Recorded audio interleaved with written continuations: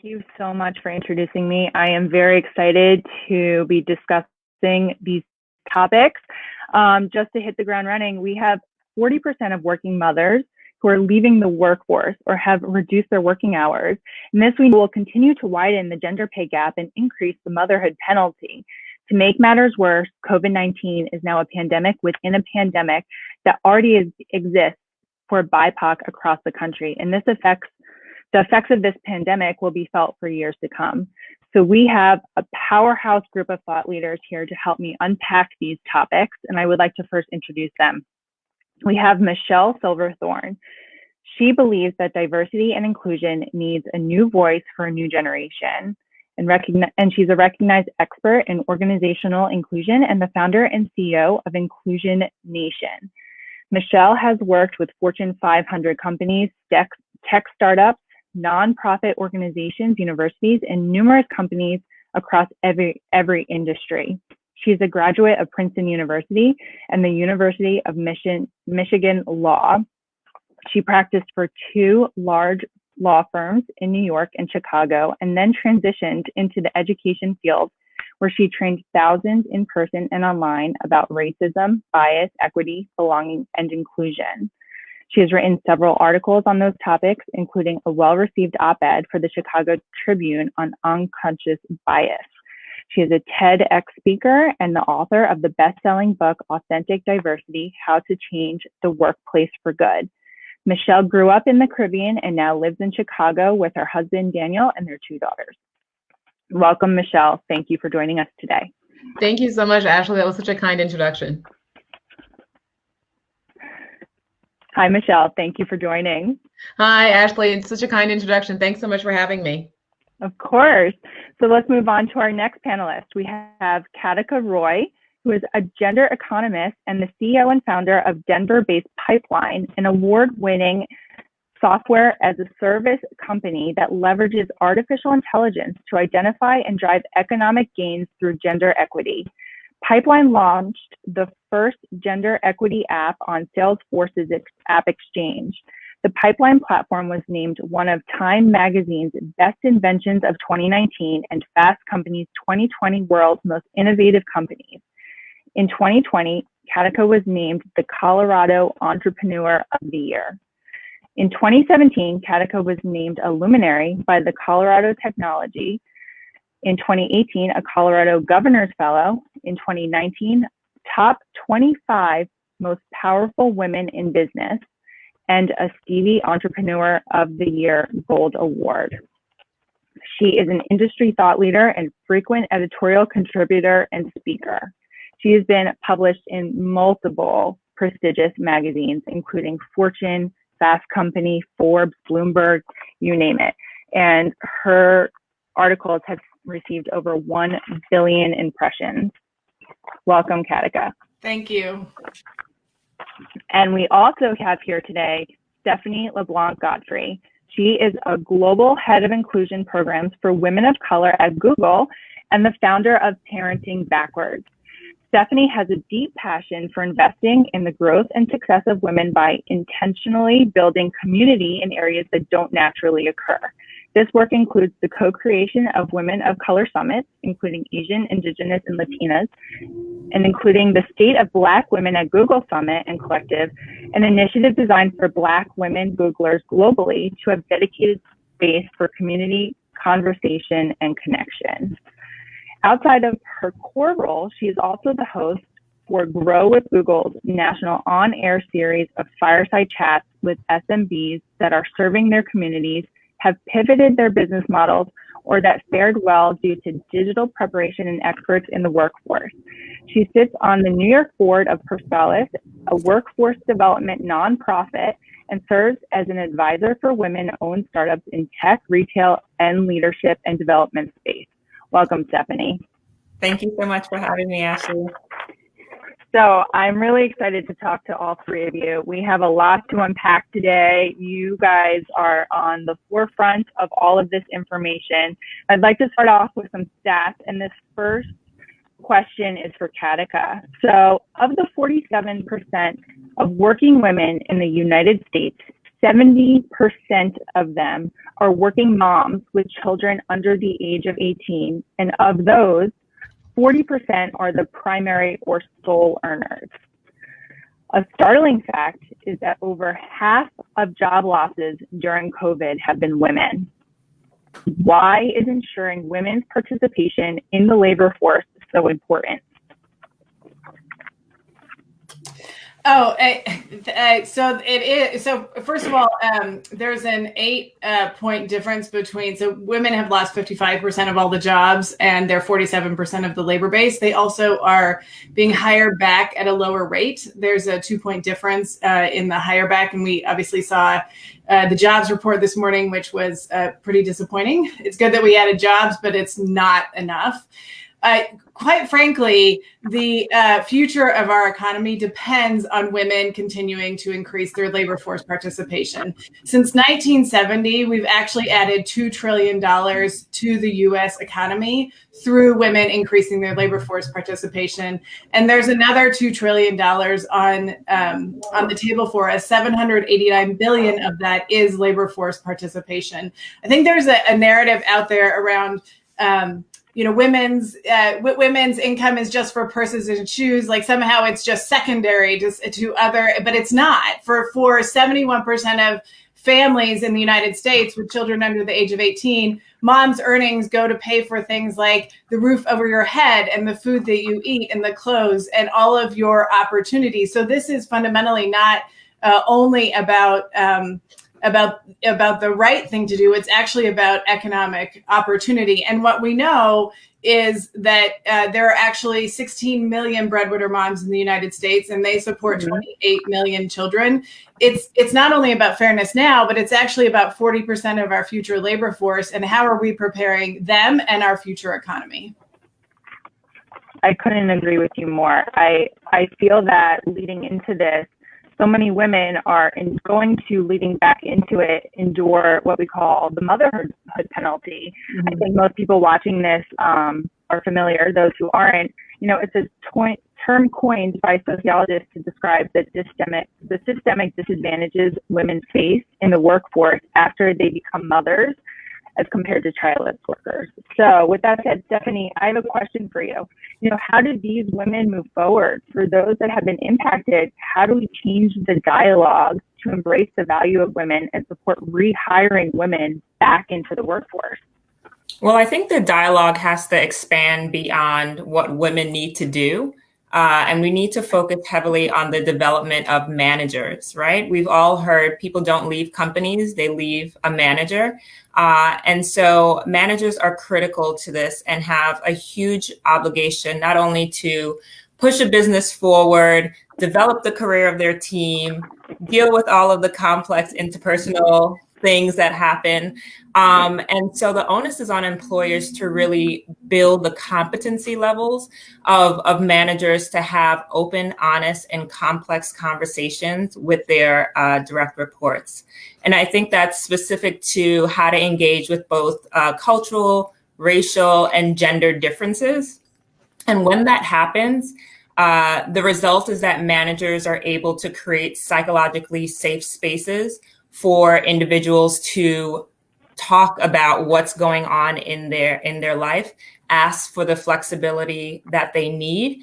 And so that helps with not only existing talent, but then the mindset of managers is expanded in a way that they're open to hiring parents and those of diverse backgrounds from them because of the training and the development that they've received in those important skills.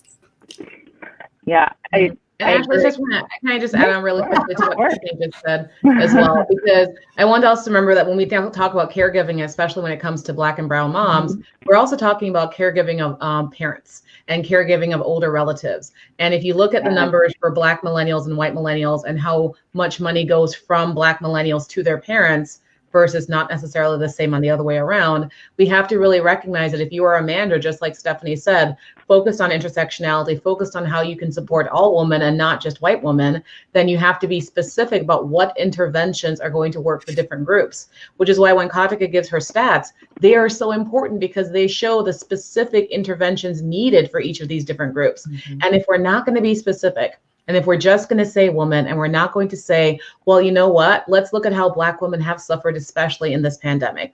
Let us look at how many job losses are specific for them. Then we're not going to make the correct interventions needed for change. Mm-hmm.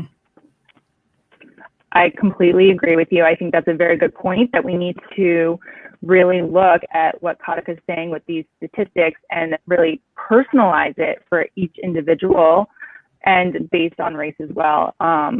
I think it will help decrease stigma among all women if they feel comfortable, moving forward if these policies were in place within their company. So moving forward, I know that the toll of taking on both career and childcare in a pandemic without proper resources has caused women to experience symptoms of severe stress and burnout, because they're tacking on, as you said, these additional 20 hours of their work week on average as compared to men because of this unpaid labor that you speak of in all forms, childcare, elderly, so many factors. The mental load and burden of these women is overwhelming. So Katika, one of the issues we're seeing in this pandemic is how it's pushing women out of the workforce because they are disproportionately shouldering the demands of the second shift, right? So, and they're also being a teacher for their school-age children. So is this a problem, right? Or attempting to be, but anyway, yeah, I have school-age kids. Yep. So do I. Well, like a wrangler is what we are. Yeah, that's right. We're a little of everything. So is this a problem that AI, artificial intelligence, can solve? It is. One of the things I want to address, yes, I will address that. But one of the things that I want to talk about very quickly, one is that the idea around the motherhood penalty, the other thing that is not talked about is that the reason that it exists is because there is a false belief that women's commitment to their work to working actually is less because they're moms. And actually, that's not what the data shows. What the data shows is that working moms are actually the most productive employees over the course of their career. So if you are an employer, the people you want to bet on are working moms. So that's one piece. And when we look at unpaid work, it's actually increased 71 hours for working moms. It's 153% increase over the course of the pandemic. And yes, AI can solve it. We fundamentally believe at Pipeline that AI is the tool to hardwire equity into the future of work, that we have the opportunity at this moment in our history to actually use the massive amounts of data. And, Stephanie knows this very well working for Google, but the massive amounts of data that companies have on their employees to actually ensure that every single decision that we are making about our talent is equitable. Because we know that the things that happen during remote work and when you take on additional unpaid second shift is that you become more invisible. And when you're more invisible, you're less valuable, you're less likely to be promoted. We already have a promotion gap. It's double for Black women than it is for women as an entire cohort. We have found that through our implementations. They are valued less in their performance reviews, which means they get less development opportunities. Black women in particular have about half as much as white women. And then the second piece is that you have to advocate for yourself at a distance, right? And that is actually one of the biggest issues with our current system, is that we continue to place the burden of equity on the people who are experiencing inequity. Mm-hmm. We have had an equal pay law on the books since 1963. President Kennedy signed that into law, right? The Civil Rights Act of 1964. That is what, and the issue is that, and I am a breadwinner mom who fought to be paid equitably twice and won, and it was my responsibility to speak up. That's wrong. It should not be the responsibility of the people who are experiencing inequity, who by definition do not have the power, otherwise they wouldn't be experiencing it, to advocate. Because essentially what we are asking people to do is to choose between their economic security and their personal safety. That's essentially the choice that we are asking from people. And one of the things that's so interesting about where we are with remote work is that we have the opportunity to essentially use advanced technology at scale to ensure equity, and we can massively move forward in that. That's amazing. And I think it's really important that we utilize all resources that we can, especially, as you said, when we're the ones that are being treated improperly here. You know, it shouldn't be us constantly fighting for these rights. It should be given to us. So yeah, I'd love to just add on to that too, in terms of the creation of policies, programs, and processes by employers, right? We err on the side of being vague so that, you know, there can be flexibility there. But what happens is that vagueness leads to conversations not happening, managers shutting it down, or the questions not even being asked, right? And whether that's for cultural reasons or what have you, policies have to be explicit so that it really helps and focuses on those that are most in need, that they don't have to feel like they need to build an argument or beg to get the rights and the support that they need in the times that they need it most. Or, you know, face retaliation if they ask up for it, right? Because that's what happens, right? You decide that, you know, you're going to take, you know, you have to advocate for yourself because we create these systems. And I know this is something both Katika and Stephanie work on because we got to change the systems, but we create these systems to work for, let's be realistic, the white men who they have worked for the past 100 years. And so when then we try to take advantage of those systems and speak up on our behalf, we are labeled as aggressive. We are labeled as demanding. We are labeled as difficult. And so, and you look at all of the reviews, I talk a lot about bias. You look at all of these reviews of women, you look at all the reviews of Black women, and you see these adjectives come in over and over and over again. So please stop telling us that we're the ones who have to change. Stop telling us that we are the ones who have to do this work. Change the systems that were never created for us, that were never designed for us, where people like me weren't even allowed in the room when they were built. And we change those systems. That's how we can actually change this work. So I want to throw this question out to all of you based on this topic, because I'm really interested in how we develop a system within corporations where it feels like a safe place for these people to go. Is it to HR? Is it to their upper management? Who's reinforcing ultimately? I know in a perfect world, the managers would be reinforcing this, but the world isn't perfect. So where do we start within corporations to reinforce these values? Anyone can take the I'm happy to start. I mean, I think, you know, and I think just adding on to what Michelle said, you know, our systems are by default not equitable. They are inequitable. They don't value us equitably. And that's just that. And because if they did, we wouldn't have to choose to be equitable.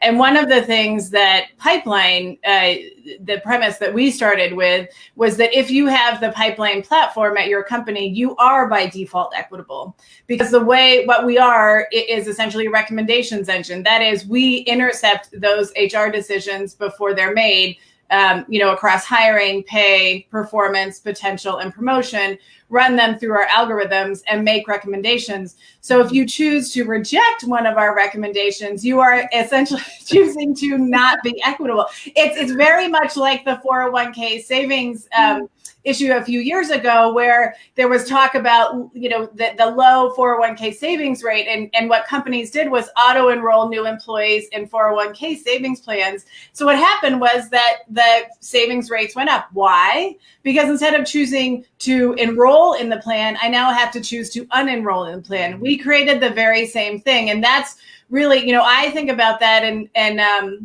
in terms of having to fight to be paid equitably twice and winning. And I, like Michelle talked about, I did face retaliation. I didn't understand that that's what it was at the time until later. But what if, and this was really the idea behind Pipeline, what if we created a system where I didn't have to speak up? where I didn't have to discover that I was not being paid equitably, where the company would proactively find that and fix it. Imagine the experience of employees in the workplace if that was the answer. I love that. Ladies, anything to add? I would just add, it would be, I want, and what Katika is doing and the AI is essential, and who designs it, which is why I like what Pipeline does, because the people who design it are people with inclusive mindsets. For me, then you have to start with the team leads. You can start with the managers and the C-suite and the directors, but it's the individual person who has direct interaction every single day with that person beneath them, or with team member, as we call it these days, right? Mm-hmm. It's that person who is going to be the one who decides whether you succeed or fail, right? And so I want that person to be in charge of making sure that these policies don't just exist out there, that people don't even know about them, but they both exist and they are actually put into place, and you as a team lead are following it as well. If you want people to take parenting breaks, if you want people to, use childcare flex hours, you as the team lead are also doing that. And it's you putting yourself accountable to these changes that is actually going to make the difference.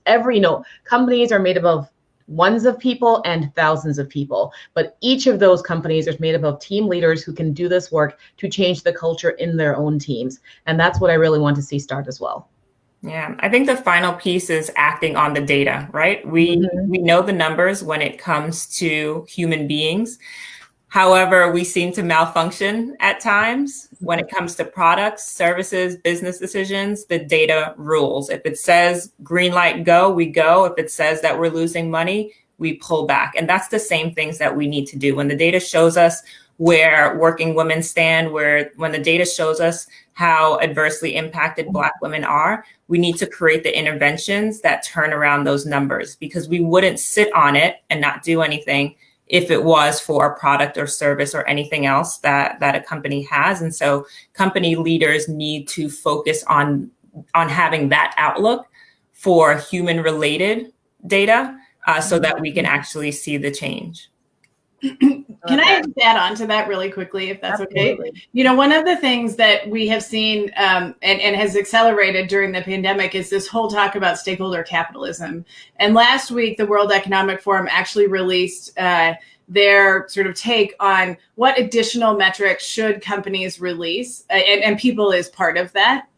So in addition to things like your quarterly filings with SEC, your annual filings, and I actually authored an article for Fortune about that, saying what data we should actually talk about. And while the World Economic Forum's stakeholder capitalism metrics, for people is a step in the right direction, it's simply not enough. It's just not enough for us to understand really what does equity look like in companies, and companies have that data. And I think to Stephanie's point, especially now in a knowledge economy and sort of, that's accelerating, we really should be looking at equity numbers. And we know, for instance, in right now in 2008, companies that actually put equity at the core of their crisis management strategy had a 50-point split on their stock. That is, they if you didn't put equity, your stock price fell by 15%. If you did, it was it increased by 35%. So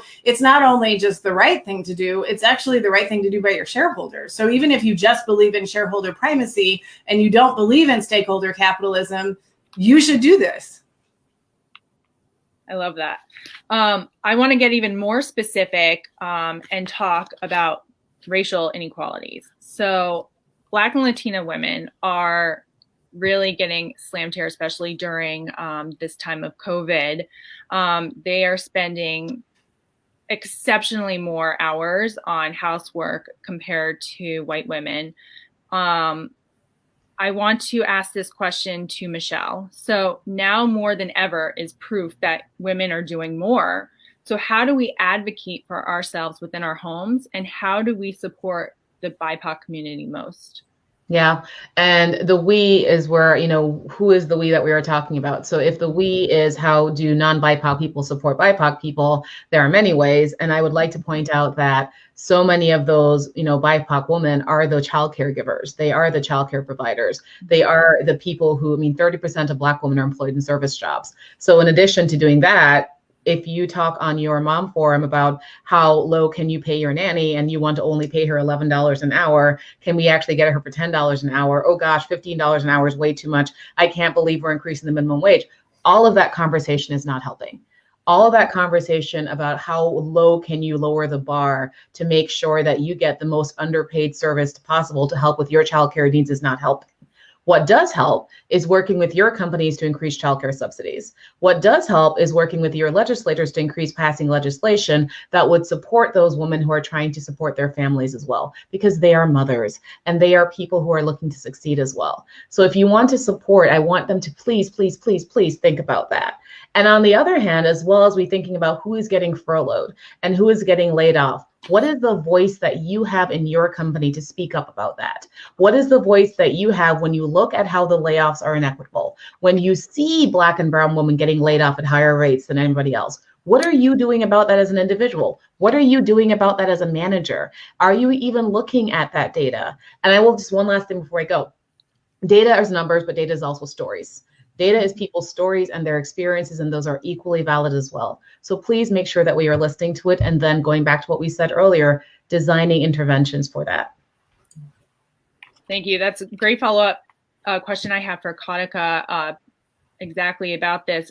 More specifically, is how can corporations and employers start to dismantle the forces holding Black mothers back? Sorry, I just like pay them equitably and give them equity of opportunity. Right. I mean, it's like pay them a little bit, right? I mean, we're done here, y'all. That was it. Yeah, well, and that I would say. So a couple things. One is one of the things that we found through.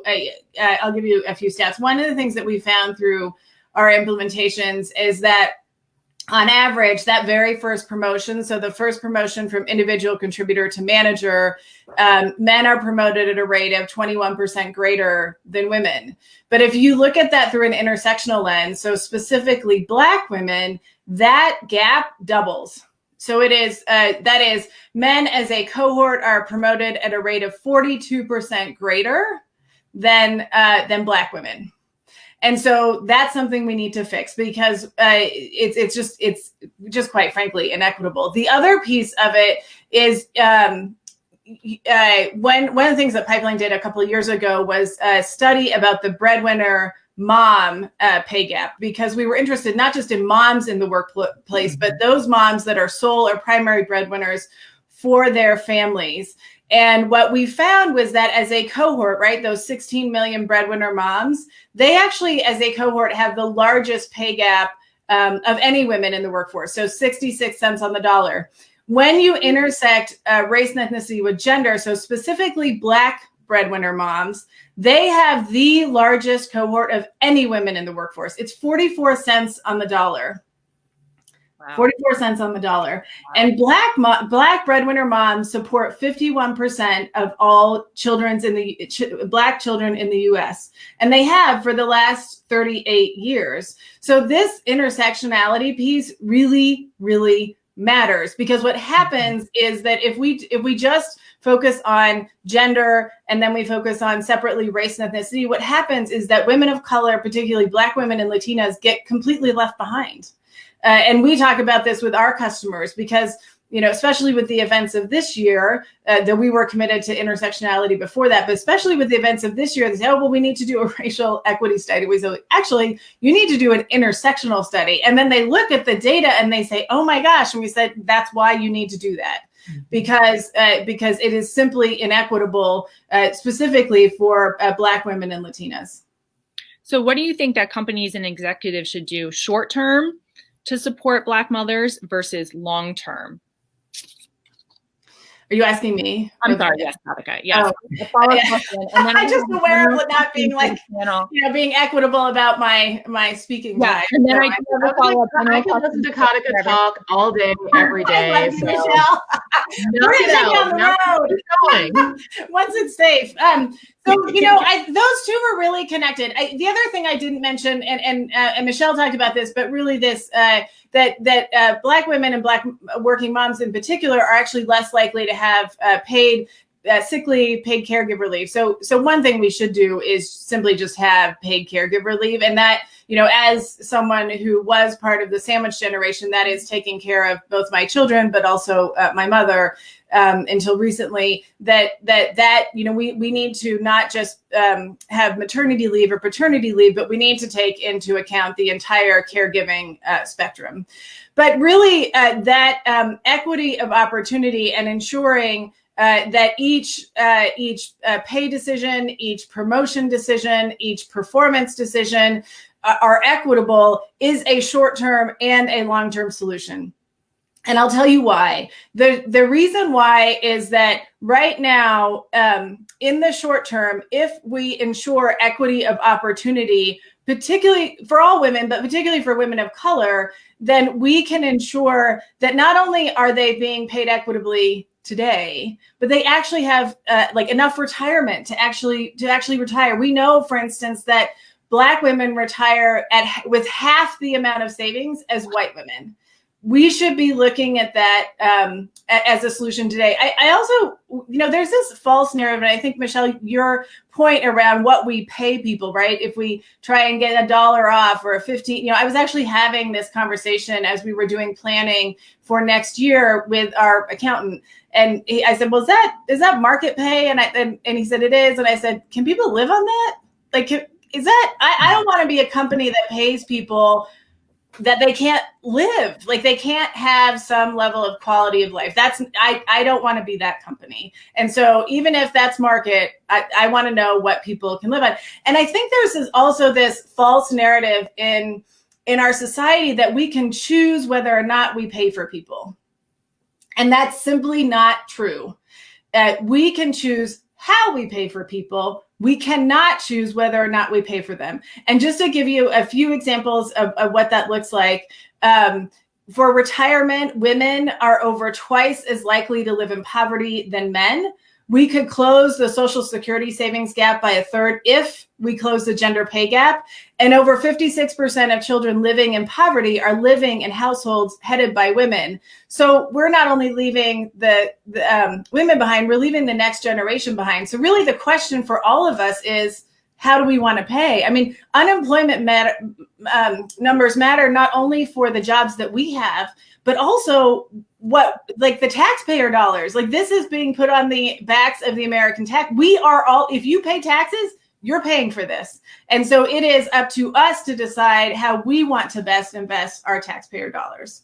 Yeah, I'd love to go just a little bit deeper on what companies should do. So in addition to putting out policies around caregivers leave, it has to be a culture that supports it, right? Many companies are putting out, even Google, we've put out our carers leave, but to the point that Michelle made earlier, if they feel like once they step out of work for a day, a week, a month, whatever it is that they need, they're going to miss the visibility. They're going to miss the big projects. They're not going to be seen. And so then they're put out. And that gap that they experience on a clear and sunny day is then exacerbated due to the situation that we have here. And then also in terms of the company going beyond just what the government regulations are. So whether it comes to maternity leave, carers leave, any of those types of leaves, that you don't just give FMLA, but you go beyond that if you can, and as you should, to then expand what's actually really needed that they can survive and thrive on is also really important. And thank you for following up with that. I have a further question for you, Stephanie, which is what are some common and easily overlooked challenges that you feel that Black mothers are facing at work? Yeah, well, I think the cultural aspect of not only caring for our nuclear family, but for the larger. And there was a study done by, I think it was CTI a couple of months ago, where they talked about the burden, right? Whether it's a good feeling or bad, however you want to view it, but the burden that you feel of like, I'm here in this company, I'm the first. And so being the first and only is a huge burden that is unlooked. So we stay in a position longer than we should have, even though it's impacting our mental and physical health. And so that's something that is often overlooked, as well as, what we just what we're looking to do or what is happening in our society. So Black folks are experiencing not only the pandemic of COVID-19, but the pandemic of racial injustice that's happening on a daily basis. We're either hit with COVID statistics or another Black person being killed on camera. And so that burden, although unseen, is something that we feel and have to live with on a daily basis of how we manage our household, how we have conversations with our children, in addition to keeping up with the meetings, having people in our homes, seeing us, and all of these things that is really dragging us down. Yet still, we rise to the occasion and we're still performing and outperforming despite those expectations. But the blessing and the curse of that is that managers are like, oh, well, everything is fine. Right. And so therefore that level of empathy that's needed, that grace that's needed is not there because we're not crying or yelling or screaming in the team meeting. But it's something that should be really focused on and supported by managers, by leaders, by our CEOs, in a way that doesn't force us or doesn't make us have to wave our hands crazily to say that we're in need, that they know it. I'm telling you now, it's happening for every Black individual that is working in any corporate space anywhere right now, right? We're not okay. And so what are you going to do about it now that you know that? I have a great follow-up question actually from the audience that I would like to pose to Michelle to further this discussion, which is what can white women do to help support women of color at their company? Oh gosh. Okay. So we have 5 minutes left? Let me just I have 2 questions left. So and then I have one more to go. Since I know a lot of mothers are here, let me start there. I want you to look at how you're raising your kids. Are you raising them to believe that Black people and people of color are equal to them? Are you looking at the books that they have on their shelves? Are you looking at the teachers that they have, the neighborhoods that they live in, the friends that they have, the shows that they watch? I want you to make sure that we are not raising a generation that believes itself to be superior in any way, that we are raising a next generation of people who, not based on what you say to them, but how you live your life and how you actually demonstrate and hold yourself accountable, that we are raising our children to actually believe that equality is real. That's my first ask of anyone raising any kids right now. And then the second thing, let's take it into work. When you know that your BIPOC colleagues are facing these microaggressions, you know that they're facing these biases. So yes, stop doing things like touching their hair. Stop asking questions about, where did you really come from? Stop calling them by the wrong names, all the things that we would not like to do. But here's the other thing. When they speak up, when they say something, when they, ask you, why would you say that? When they try and do the work to engage in the teaching moment that we have always been told we should do and be well and, assume someone's good intentions, then please don't push back. Please don't gaslight us. Please don't tell us it doesn't exist, right? Exactly what Stephanie was saying. It's the cultural reasons that we don't stay, right? You can talk about the talent pipeline being broken all you want, right? But we recruit really diverse classes when it comes to corporate America. A lot of our corporations do, a lot of our large corporations do, but we can't keep them. And so as you go through that talent pipeline, you need to figure out, as women who are leaders, as women who are teammates, as women who are bosses, what is the work you are doing in an individual level, in a peer-to-peer level, in a cultural level? Plus, are you speaking up to your white male peers? Are you explaining to them what this is not right? This isn't true. You cannot say this. We cannot do this.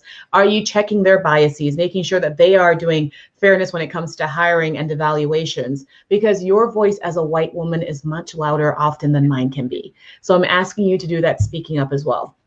And I could go on for 6 more hours, but I'm going to stop there. I agree. This panel flew, obviously. I have one more question for the group.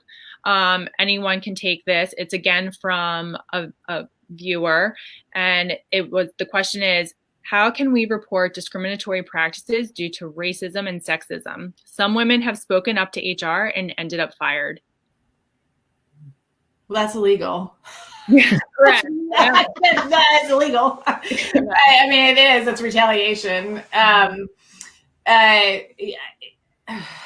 You know, HR in companies walks a really fine line, quite honestly, because they are really responsible, and it really depends on the ethos of that HR within the company and what the leadership believes. But oftentimes, they are responsible for their loyalty, if you will, is to the company. It's not so much the employees, and there are still a lot of companies out there that believe that that's true, right? It's a false dichotomy, but that's true. You know, I mean, I got an employment attorney, and I had that person coach me. And I did a lot of research, you know, and not everybody has that, but you can certainly. I mean, you can certainly file an EEOC claim. That's, you know, I mean, and you the next level, yeah. I mean, that's because first of all, so the fired part is illegal because it's retaliation. If you're a protected class, you can't be fired for speaking up. But then the other part is the original discrimination is also illegal. I will tell you my quick story, and then I do want to touch on what Stephanie and Michelle talked about, particularly because I'm white and I also have a white son, and I think that conversations that I have with him are particularly important. But what I did, and again, I know not everybody has this, but I was a litigation paralegal. That was my first job out of school. And so when I experienced inequity, I was like, there's got to be something that makes this illegal. And so I did my research, and I found the Lilly Ledbetter Fair Pay Act, which actually changed the statute of limitations for equal pay. And I called HR, and I said, you know, I had spent 2 months sort of trying to work it out and have good communications, and nothing was happening. And finally, I was just fed up. And I just said, I called HR and I said, look, this is a Lilly Ledbetter issue. Every time you pay me, the statute of limitations starts over. What do you want to do about it? And then I just was silent. And then they, you know, to their credit, they increased my pay. They increased my level. They gave me back pay. But the other question for me was like, why do I have to even do that in the first place? That this is the issue with our laws, is that you, first of all, have to speak up about it, and then you can face retaliation. So that's what, I'm not a lawyer, but I would just tell you my own experience. I do want to answer the other question just because I am white and I have a white son. So with what has happened this year in particular, but sort of more generally, you know, we have these conversations, and you know, I talked to one of the things I was raised, I'm a daughter of an immigrant and a refugee, but one of the things that I was raised with was this idea that I had privilege, and that privilege came with responsibility. That I was born in this country, and because I had opportunities, I had an obligation to do something with that privilege. And that's a conversation that I have with my son. He's 13, he's in 8th grade. I don't worry about, I mean, I worry about his safety, but not like I would if I was a Black mom and he was a Black 13-year-old. And I talk to him about all of the privileges that he has. His father is a stay-at-home dad. He's white. He lives in a nice neighborhood. He goes to one of the best schools it's a public school, but he goes, and that his responsibility is to take all of those advantages. It doesn't mean he doesn't deserve what he has. Doesn't mean he didn't work hard. Doesn't mean that. We all worked hard, but that his starting line was so far ahead of what other people's starting lines are. The things that he doesn't even think about, like, there is food whenever he wants it. There is never a question about that. There is no insecurity about a new pair of shoes that he wants or whatever it is. Mm-hmm. I mean, we don't spoil them, but there's not a concern about the roof over his head or the clothes that he wants or any of those things. I mean, he has clothes in his closet that he hasn't even worn. And so I want him to understand that it doesn't mean that he doesn't deserve what he has, but that he has an obligation to do something with that. And that is really, I think, for white women and white people in particular, we have privilege and we didn't do anything to deserve that. And so we have an obligation to do something with it to make it better for other people. Amen. I think that's beautifully said. Knowledge and advocacy is really the key to bringing up the next generation. So thank you so much, ladies. This was powerhouse panel. I was so excited to moderate it. Thank you for all of your knowledge and information. We have Katika Roy, Stephanie LeBlanc Godfrey, and Michelle Silverthorne. Thank you so much and have a great day, everyone. Thank you.